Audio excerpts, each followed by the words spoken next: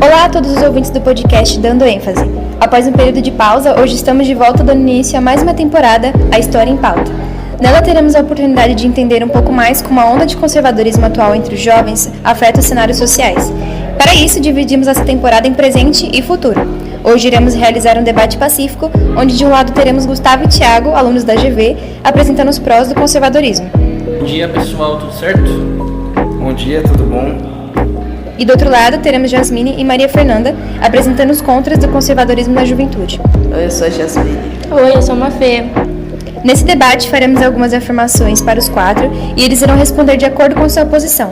Para mediar isso, eu, Lívia, estarei direcionando as afirmações e controlando o tempo de fala dos participantes. Então, vamos começar. Então, para começar, eu vou explicar como vai ser a dinâmica das afirmações. A afirmação inicial vai ser apresentada e o integrante do lado A terá 2 minutos para expressar sua tese, podendo passar adiante caso termine de defendê-la antes. Os dois integrantes do lado oposto terão 2 minutos para contra-argumentar. A dupla A terá 2 minutos para triplicar, podendo passar a vez no caso de não haver resposta. E se o caso acima ocorrer, será dado ao lado oposto, que começou, o tempo do outro, de modo que poderá ser encerrado ou complementado algo que não foi finalizado por esse. E no caso de não haver complemento, será dada a sequência à próxima afirmação. E a sequência de afirmações será feita de modo alternado, do mesmo modo, e só vai mudar quem vai dar o pontapé inicial. Então, vamos começar. A primeira afirmação é: ser um jovem conservador nos dias atuais possui um significado específico dentro do contexto social contemporâneo. Pode começar a dupla. Concorda ou discorda? Eu acredito que tem, assim... Eu não gosto dessa afirmação, mas eu acredito que tem, assim, que quando você é jovem e se diz conservador, você se põe de um lado que é meio não favorável, é contraditório, porque geralmente quando você pensa em juventude, você pensa em uma pessoa que luta contra a maré, que geralmente faz parte de contracultura, uma pessoa rebelde. É contraditório você ser jovem e ser conservador no contexto do conservadorismo atual, brasileiro, que não é só o movimento conservador no sentido de quero conservar alguma coisa que eu acho boa. O movimento conservador brasileiro a gente vê que é um movimento reacionário, um movimento de retrocesso e não de assim, conservar, porque quando você pensa que o movimento conservadorismo clássico, ele é contra mudanças drásticas e não contra mudanças em geral. Ele é a favor de mudanças devagar e não de mudanças drásticas, porque ele acha que se você fizer uma mudança muito drástica, muito rápido, você acaba perdendo valores, ideias e morais da sua sociedade que são boas. Então, a ideia de conservadorismo na juventude, seria você conservar o que você vive.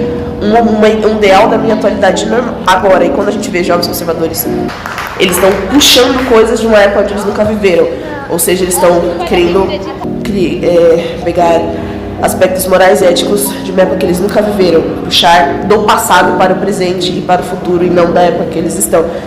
E geralmente se associam, por exemplo, politicamente à direita, ou são contra movimentos feministas, contra movimentos LGBT, contra movimentos, por exemplo, Vidas Negras Importam, entre outros. Eles se apresentam dessa forma. Ok, o tempo acabou. Agora a outra dupla pode replicar. Bom, eu quero falar primeiro que você falou que ser jovem significa ser rebelde. Eu não entendi muito bem por que você falou isso, porque na teoria, se eu sou jovem, eu tenho que ser rebelde. Eu não posso seguir um valor como família, moral, fé. Não entendi muito. E você também falou que ele é retrocesso, não retrocesso. Não entendi também por que é um retrocesso, porque se você pegar o conservadorismo, ele é a favor da ciência e da religião. Se você pegar os 8 princípios do conservadorismo, inclusive um princípio é educação, disciplina, mérito e ensino sem ideologias. Você ensinar sem entender para um lado, entender para o outro. E sobre mudanças, que você falou que a gente é meio contra mudanças, eu tenho muitos exemplos para te dar, mas o Thiago tem uma coisa para falar. Pode falar, Thiago. Bom, conservadorismo não é sobre dizer não ao novo, é sobre dizer sim ao que dá certo. O que muda rápido demais desmorona. A história mostra isso de várias formas, várias evoluções. E não é sobre ser contra toda essa mudança e tal. A gente quer que essa mudança seja gradual. Então, essa mudança aqui, ela tem que ser gradual. Ela não pode ser de uma vez. Se você arriscar tudo rápido demais, você não vai fazer uma revolução e tal. Você pode até acabar desmoronando o seu império e acabar não sabendo lidar com novas mudanças, entendeu? Você tem que fazer tudo com calma, você tem que testar o que dá certo e você vai testando o novo um pouco de cada vez, não de uma vez. Deixa eu falar uma outra coisa. Falando em questão que você falou que pega valores muito antigos, se você pegar família, cara, tipo, pra mim, família é a coisa mais importante que tem. E o conservadorismo coloca isso acima de tudo, só abaixo de Deus. Quer dizer, Deus acima da família. Então, cara, pra mim eu defendo a família como a minha vida, se eu precisar. E isso é um princípio que eu levo muito a sério, sabe? Não é uma coisa de antigamente. A família sempre existiu e sempre vai existir, entendeu? E também o conservadorismo não é contra... depois eu falo. Ok. Agora vocês podem... A primeira dupla pode dar a resposta. Parabéns vocês do Edmund Burke, mas muito do Edmund Burke, pai do conservadorismo. Essas coisas que você falou realmente estão nos 8 princípios do conservadorismo. Eu falei que o conservadorismo clássico não é contra a mudança, eu citei isso e você realmente repetiu o que eu falei. E é uma coisa que realmente está correta. Só que nós estamos falando do conservadorismo brasileiro atual, não do conservadorismo clássico. O conservadorismo brasileiro atual, ele tem um caráter reacionário. Não estou falando que você não pega princípios muito antigos, mas você pega princípios de gerações que você não viveu. Como, por exemplo, a gente vê os movimentos das trade wives, que é mulheres voltarem para dentro de casa e não trabalharem para ter sua independência financeira. Isso é um ponto que é uma coisa que não é da juventude, não é da nossa juventude sempre foi ensinada a trabalhar. E eu não falei que o jovem é obrigatoriamente rebelde, mas o estigma do jovem das gerações passadas foi ser rebelde. O jovem sempre lutou para o progresso, o jovem sempre lutou contra a maré. Se as pessoas, por exemplo, LGBTs, as pessoas negras, você ser não racista há tempos atrás era você ser contra a maré. Você ser, por exemplo, parte de um movimento hippie ou um movimento punk era ser contra a maré. Isso sempre foi atribuído aos jovens. Os jovens sempre foram contra o que era, digamos que um dogma na época, que era a lei. Entendeu? Estou falando que o jovem é obrigatoriamente rebelde. Quando a gente fala de conceito de família, os conservadores defendem a família, mas de qual família estamos falando? No caráter reacionário, a gente vê pessoas que são, por exemplo, contra famílias LGBTQIAPN+, contra famílias que sejam diferentes do conceito mulher, homem e criança. Eu defendo a família também, eu sou a favor da família, mas eu sou a favor de diversas famílias, não só de um tipo único de família que exclui pessoas da sociedade, pessoas que deveriam fazer parte da sociedade. E eu tenho 10 segundos, mas eu acho que... Não lembro de outro ponto que você falou, mas acho que é isso. Vocês querem ter um minuto de resposta? Você tinha falado, tipo, de conservadorismo clássico, conservadorismo atual no Brasil. A gente tá pegando a ideia conceitual do conservadorismo e tá levando pro debate, entendeu? A ideia é isso aqui. Agora, se as pessoas estão seguindo, estão fazendo coisas erradas, porque coisas erradas existem dos dois lados. Existem do lado da esquerda, do lado da direita, do conservador, do não conservador.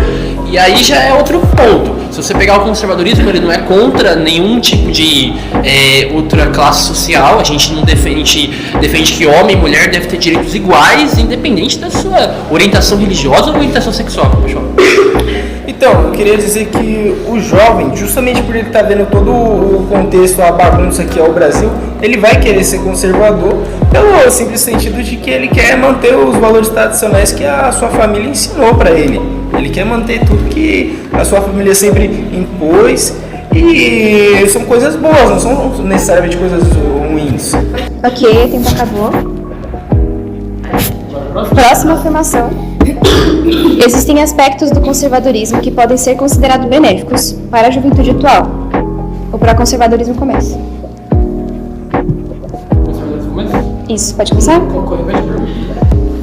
Existem aspectos do conservadorismo que podem ser considerados benéficos para a juventude atual. Cara, eu acho que muitas coisas podem ser benéficas para a juventude atual, como aprender conceitos como defender a família, como eu falei, moral e fé, que é uma questão religiosa. Novamente, eu não estou sendo contra quem não segue uma religião. Quem não quiser seguir a religião, a pessoa tem o livre-arbítrio, a vontade de ser o que quiser. Autoridade, respeito às instituições, às leis, o conservadorismo prega isso, ele prega ensino. Tem uma... Depois eu falo sobre essa afirmação, que é a quinta afirmação do... Tá pausado aqui. Você pausou agora sem querer. Patriotismo, valorização da nossa cultura nacional do Brasil. Vários países fazem isso, a gente pode fazer também. Eu acho que seria uma coisa interessante. Como o Thiago falou, o jovem, ele busca estabilidade nesse momento de caos, de política, de tudo que está acontecendo. E às vezes ele tem que ir pro conservadorismo. E o Thiago me falou que é família. Nem sempre família interfere nisso. Por exemplo, eu tenho pais separados, assim, minha mãe é de uma religião, meu pai é de outra, e pô, eu adotei esse princípio lendo, caralho, mano, isso aqui faz sentido pra mim, tá ligado? Eu gostei disso aqui, eu vou defender isso aqui, e minha família não me ensinou nada disso, entendeu? Então, é isso, cara. Quer falar alguma coisa, Thiago? Vocês querem passar pro próximo? Pode passar. Bom, o que a gente está falando aqui hoje é o seguinte: não adianta chegar aqui e falar, na teoria o conservadorismo é isso e aquilo. Quando a gente pesquisa no Google, assim, aparece lá o textinho: conservadorismo é você aderir a um conjunto de valores e tradições, biriri pororó. Só que vamos falar da realidade. Quantas coisas são tidas como um tabu, que poderiam ser progressistas para a sociedade, só que os conservadores chegam e falam: não, porque isso aí, nossa, vai acabar com o mundo, porque é o fim dos tempos, pipipipopopó. Vou dar um exemplo: pronome neutro. As pessoas ouvem essa palavra e falam: caceta, pode falar a palavra, gente? Caralho, que polêmica, que tabu. Gente, polêmica, tabu, coisa nenhuma. Do dia que a gente nasce até o dia que a gente morre, a gente passa por mudanças, radicais ou não. Você cresce rápido, você passa por mudanças como separação dos pais e tudo mais. Isso tudo é uma mudança drástica, uma mudança radical. Ao meu ver, não faz sentido você ser contra essas mudanças, entendeu? Como que a gente explica para as crianças um casal homossexual, um pronome neutro, pipipipopopó? Gente, as pessoas conservadoras querem colocar um problema onde não tem. É simples, só aceitar a mudança e acabou. Uma mudança que é progressista, que é algo que vai promover um progresso, exato, que vai agregar à sociedade como coisas positivas, entende? Então, realmente não faz sentido, pra mim é algo extremamente regressista e, enfim, que vive muito de passado. Bom, eu queria falar primeiramente que você falou sobre a utilização do pronome neutro, explicar casais gays para criança. Não é nada disso. A gente não é contra usar o pronome neutro, não é contra explicar que casais gays existem para as crianças, não. A gente literalmente prega o respeito aqui nos nossos conceitos. Aqui, quando você diz sobre aplicar o pronome neutro, eu não estou dizendo que você não tem que aplicar o pronome neutro, mas é um negócio que acabou de acontecer e você está fazendo uma bagunça com o português. Então, por que a gente não vai caminhando devagar, ao invés de sair correndo? Porque a gente pode cair muito mais fácil correndo do que caminhando. Você quer falar uma coisa? Cara, não, o Thiago falou tudo. Eu acho muito legal que vocês parecem ser a exceção dos conservadores. Eu acho isso ótimo, que vocês têm opiniões que eu realmente não costumo ouvir. Geralmente quando eu converso ou ouço falar ou vejo pessoas conservadoras, elas são muito mais radicais, bem menos bem menos compreensivas. Isso. Eu gosto que você fala da teoria do clássico do conservadorismo, mas infelizmente não é isso que a gente vê na grande maioria. Vocês são exceção, não são a maioria. A grande maioria tem um caráter, como eu falei, reacionário, que é contra. Não tem problema a gente mudar devagar, mas existem pessoas que não podem aceitar a mudança devagar. Não tem o tempo de sobreviver à mudança devagar. Quando o Edmund Burke, que é o pai do conservadorismo, ele escreve sobre a tese, ele está falando da Revolução Francesa. E ele aponta tudo isso que você falou, de mudar devagar, porque você pode perder valores éticos e morais que funcionam naquela sociedade. Mas as pessoas da França, por exemplo, que estavam morrendo de fome, não tinham esse tempo para esperar. Elas precisavam de mudanças rápidas, mudanças drásticas. As pessoas, por exemplo, as pessoas negras não podem esperar a boa vontade das pessoas brancas de decidir que não querem mais matar elas. A mesma coisa com as pessoas LGBTs, por exemplo. Eu não estou falando de pronome neutro ou de, por exemplo, de casais gays, mas as pessoas realmente não podem esperar que as pessoas que estão em cima realmente escolham assim: hoje eu não quero te matar, não quero mais matar você. Próxima afirmação. A gente pode dar um minuto de resposta? Não. Dá um minutinho. Não, você pode falar, agora acabou e é a próxima. Aqui você falou uma coisa, você acusou. Sim, porque foi concedido um tempo pra nós, aí pra vocês não vai ser. Pode ter um minuto de resposta? Se tiver. Eu acho que você, vê, tá bom, vê a próxima afirmação. Olha a próxima afirmação, eu acho que pode bater no que eu acabei de falar. Ser conservador pode ser interpretado como ser contra mudanças. Mas contra o conservadorismo começa. Eu começo? Então, quando a gente fala sobre conservadorismo clássico, não é você ser contra a mudança. É você mudar de forma gradual, de forma devagar, conservando valores éticos e morais da sociedade que você tinha, que funcionavam, que segundo você funcionavam, que eram bons, como por exemplo religião, ou família, ou vários desses critérios que vocês falaram, no conceito daquela cultura daquela época. Só que, quando a gente fala do contexto Brasil, o conservadorismo atual do contexto Brasil, ser conservador muitas vezes é sim ser contra a mudança. A gente vê a maioria das pessoas conservadoras, estão falando de jovens agora, mas muita gente vê muitas pessoas conservadoras que são idosas e que pregam que não querem, por exemplo, que não são a favor de assuntos progressistas, como por exemplo o direito das mulheres, direito de pessoas LGBT e de pessoas pretas. A gente vê jovens que estão começando a aderir, que a gente vê, o que eu falei, um regresso, como por exemplo as third wives, mulheres voltarem para casa. Entendeu? Pessoas LGBT que não têm direito de construir família. Então, é uma mudança, e eu não acho que, tipo assim, seja uma mudança assim muito ruim, você não é uma mudança radical e nem ruim você deixar uma pessoa que gosta do mesmo gênero se casar. Por exemplo, eu estou usando assuntos mais tranquilos. Mas, por exemplo, tudo bem? Mas continuando, ser conservador, muitas vezes no contexto atual, é ser contra a mudança, principalmente mudanças sociais, mudanças políticas, ou por exemplo, os conservadores, a maior parte das pessoas que dizem conservadores são contra, por exemplo, o fim da escala 6x1, que é um direito trabalhista, um direito social de toda pessoa que é, diga-se de passagem, de classes mais baixas, entre outras coisas. Então, muitas vezes, ser conservador significa sim ser contra a mudança no nosso contexto. Ok. 2 minutos para a resposta. Bom, cara, você pode estar confundindo conservadorismo com, às vezes, preconceito. Muitas dessas pessoas têm preconceito em relação a outras pessoas, outra classe social. E aí você atribui ao conservadorismo isso. É claro que eu já falei que tem pessoas certas e tem pessoas erradas. Isso nos dois lados. Também tem pessoas que são contra o conservadorismo que são extremamente preconceituosas. Entendeu? E você pode estar confundindo também o conservadorismo. Pode falar, Thiago. Você pode estar com certeza confundindo o conservadorismo com o reacionarismo. E você não veio aqui para discutir com reacionaristas, você veio aqui para discutir com conservadores. Então, o reacionarista, o que ele quer? Ele quer se manter no passado, ele quer se manter lá. Aí que vem o exemplo do seu senhor de idade que não quer essas mudanças tal que o mundo está acontecendo, é porque ele é um reacionarista, ele está preso no passado. Agora, o conservador, ele quer essas mudanças, mas ele quer essas mudanças gradual. Ele não é contra mudanças, ele é contra uma mudança abrupta e que não é testada. Esse é o tipo de mudança que o conservadorismo não quer. Não é o tipo de mudança do nada. E você falou também sobre a escala 6x1.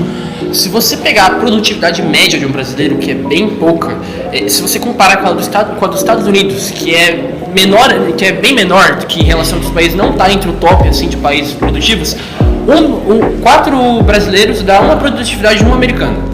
Então, se você entende que tem mais dias de trabalho, pode ser por conta da produtividade. Então, e que isso mostra pra gente? Mostra pra gente que, às vezes, a pessoa vai muito despreparada para o mercado de trabalho. E por que isso acontece? Por conta da educação fraca. Às vezes, a educação está sendo pouco investida no país. Então, a gente vê que isso é um conceito bem mais complicado. Não é chegar lá e falar, vamos acabar com a escala 6x1, acabou. Você acha que isso não vai ter interferência nenhuma na economia do Brasil?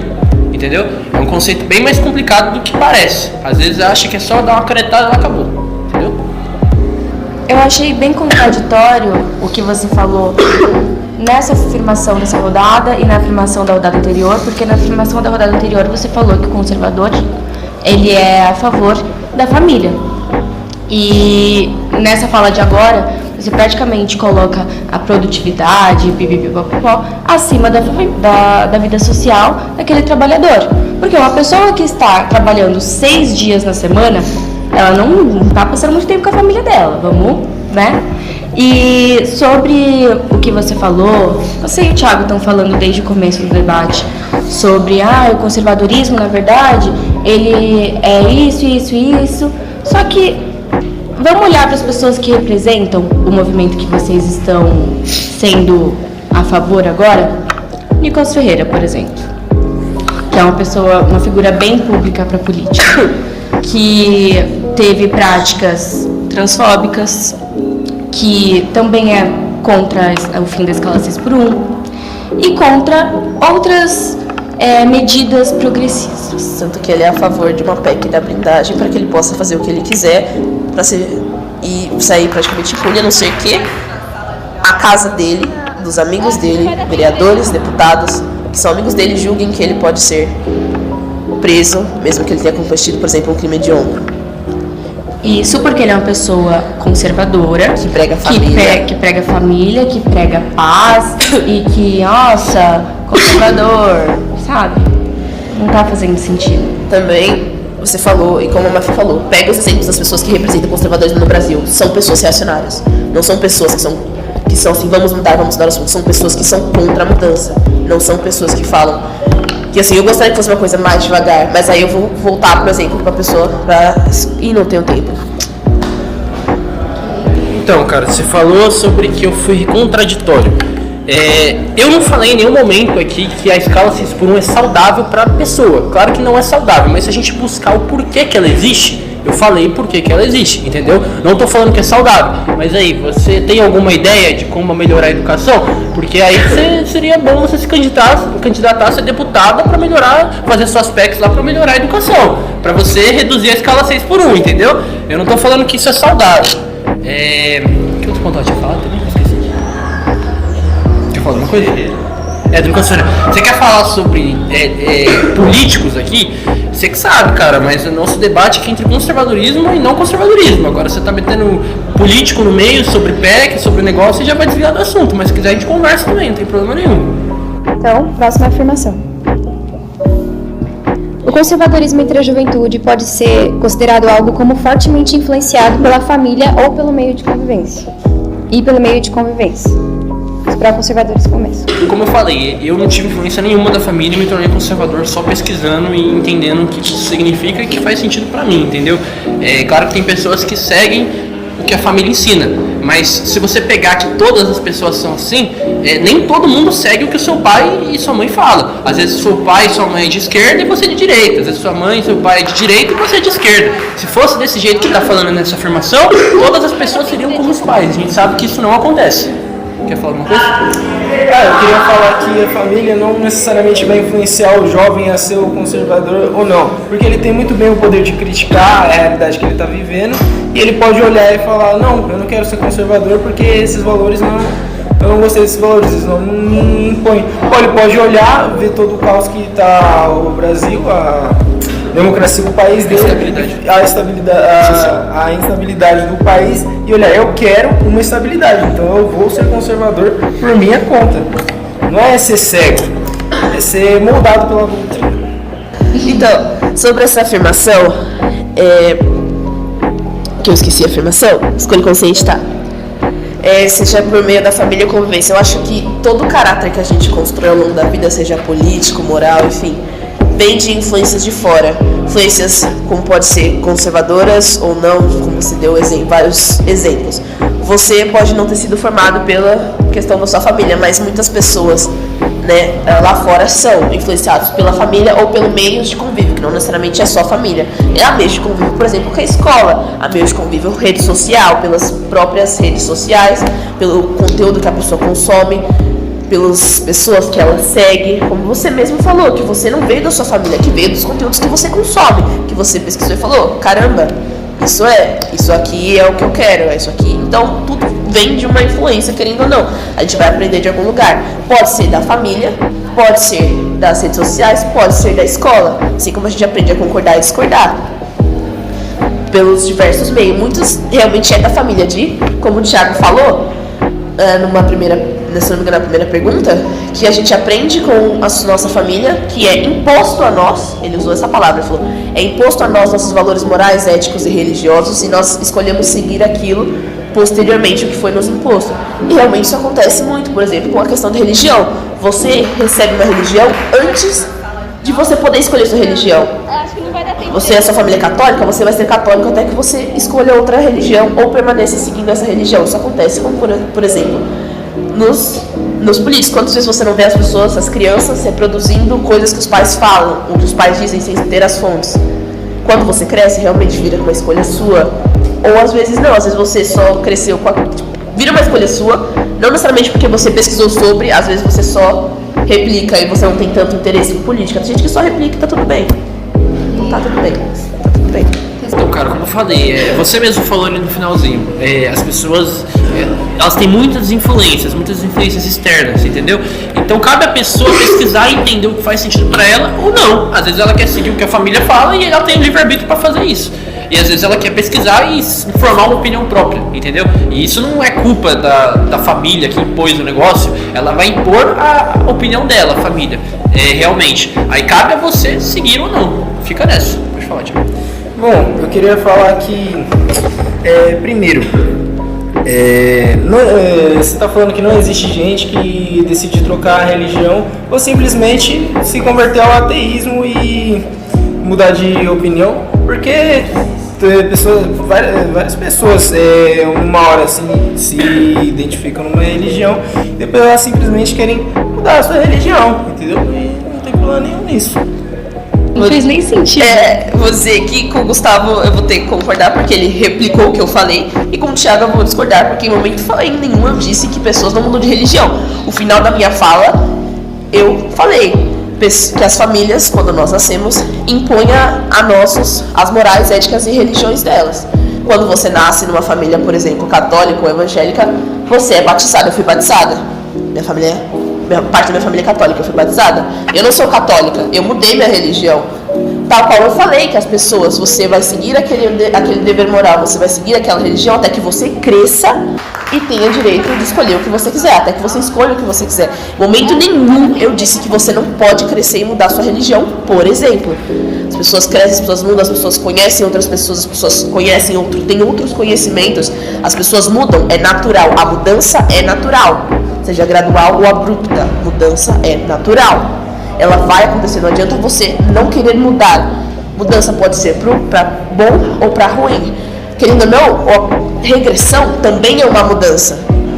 Muitas vezes uma mudança ruim. A progressão também é uma mudança. Mas como eu disse, progresso significa avanço. O movimento progressista é um movimento de avanço. Vocês falaram, a gente falou em umas outras afirmações sobre o movimento conservador e reacionário. Eu estou falando. A Mafê falou das pessoas que representam, são pessoas reacionárias, não pessoas que o conservadorismo clássico, que é o que vocês estão se referindo, que é o conservadorismo, que é uma teoria ok, mas não é o que a gente vê, mas não é o que a gente tá vendo, entendeu? Eu não falei que, eu falei da religião que a pessoa não pode mudar, a pessoa pode mudar, existem vários fatores para ela se tornar uma pessoa conservadora, seja família, social, escola, enfim, todas essas outras coisas. Acabamos. Última afirmação. É possível encontrar pontos em comum entre os dois lados do debate. O lado contra começa. Eu acho que todas as ideologias políticas têm o mesmo objetivo, só que de acordo com o que cada um acredita. Então, eu acho que o objetivo de cada um é uma sociedade melhor, só que outros pensam um pouco mais na economia, um quesito menos social e tudo mais. Então, eu acredito que isso possa ter um pouco em comum com as pessoas não conservadoras e as pessoas conservadoras, porque elas realmente querem o melhor para a sociedade em que elas vivem, só que de maneiras diferentes. Só que, em contrapartida, como eu mesma já tinha dito, é de uma maneira menos social, uma maneira mais individualista, acredito eu. Não sei se o Jás concorda comigo, mas eu acredito que seja uma maneira bem individualista de se pensar. E lembrando, que eu acho que o Gustavo tinha debatido comigo no terceiro bloco, é o gesto político. Por isso que a gente fala de política aqui, porque o conservadorismo é um gesto político. Não dá pra falar de conservadorismo ou progressismo, enfim, qualquer outra coisa se a gente não falar de política. Então, podemos sim ter algumas coisas em comum, mas não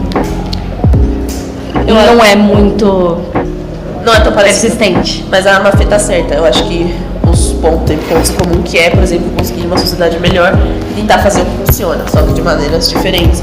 E como eu falei, o ponto que mais diverge do conservadorismo, que é uma partida que eu não concordo, é que nem todo mundo tem o tempo da boa vontade, entendeu? A questão tem coisas que precisam ser mudadas rápido, senão vai dar tudo errado de qualquer forma pra maioria das pessoas. Você falou que busca valores individuais, cara, eu não consigo imaginar que valor individual seria envolvendo família, assim, eu não sei o que você falaria que eu pensaria só em mim se eu estou pensando na minha família. E prega valores como moral, fé, autoridade, economia, com pouca intervenção do Estado. Cara, outra coisa também, você falou sobre o reacionarismo lá, que você falou que são pessoas reacionárias. O Thiago falou, eu vou falar de novo o que ele falou. Ele falou que você não está discutindo com pessoas reacionárias, está discutindo com pessoas conservadoras. A gente está aqui para levar o que o conservadorismo funciona, o que o conservadorismo defende, entendeu? Agora, se a pessoa é extremista, porque extremistas existem dos dois lados, é o que eu tô te falando. Aí você tá pegando a parte ruim da política. Exatamente. E como a Mafê tinha falado, a gente busca um progresso na sociedade, a gente busca ter uma sociedade mais equilibrada, estável. Só que a gente não defende mudanças muito rápidas, a gente defende mudanças, mas com uma certa dose de ceticismo, entendeu? Uma coisa que a gente prefere ser testada antes de sair falando. Mas não que a gente seja contra outras classes sociais, que você está falando aí. São pessoas reacionárias e a gente não é pessoas reacionárias, entendeu? Preconceito e extremistas existem dos dois lados. Quer falar alguma coisa? Bom, eu queria falar que sim, com certeza existem pontos em comum no conservadorismo e no progressismo, mas o negócio mesmo não está nos meios, está nos fins que a gente quer chegar.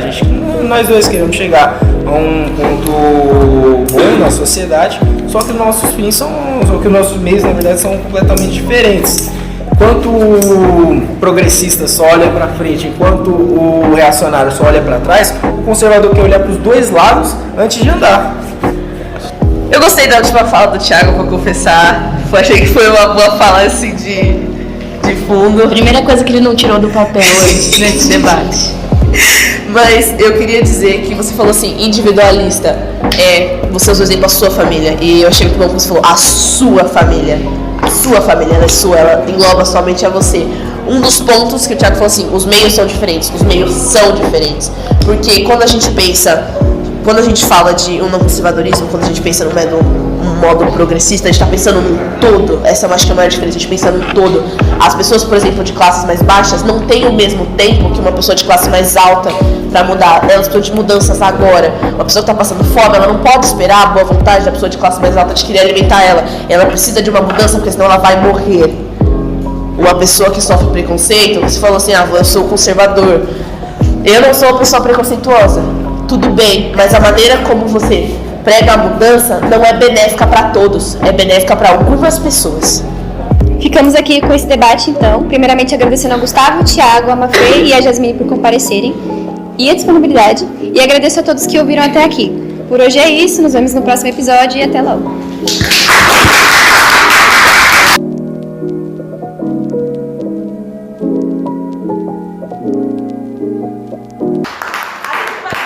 Na sala de aula, eu gostei muito dessa conversa. Acho que não vai dar tempo de editar.